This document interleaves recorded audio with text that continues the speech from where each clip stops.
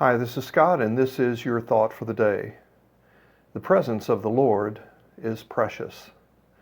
We are first introduced to His presence in the creation story when that first couple used to walk in the cool of the afternoon in the presence of the Lord.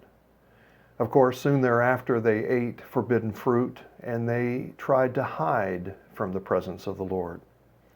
The prophet Samuel is said to have grown in the presence of the Lord. The prophet Jonah was said to try to flee the presence of the Lord. The Apostle Peter declared that we should repent, turn to Jesus, and be refreshed by the presence of the Lord. The prophet Jeremiah said that you could pour out your sorrows before the presence of the Lord. A.E. Borthwick, a Scottish captain in the early 20th century, painted a piece that he called The Presence.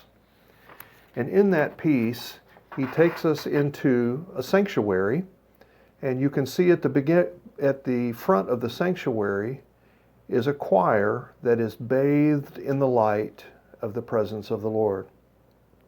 In front of that choir is the Lord's table, where the elements of communion would be received, of course, the symbol of the presence of the Lord. But you'll notice that Borthwick also takes us to the back of the sanctuary, and there we see a woman dressed in black who is obviously in distress. And she remains in the back, perhaps because she's unfamiliar with worship in the cathedral, or perhaps because she feels unworthy to receive communion. But in either case, Borthwick lets us know that the presence of the Lord is also in the back of the cathedral with people who are in distress. The presence of the Lord is with you now. In the weeks of this pandemic, you have been isolated from the majority of people, but you have never been isolated from the presence of the Lord.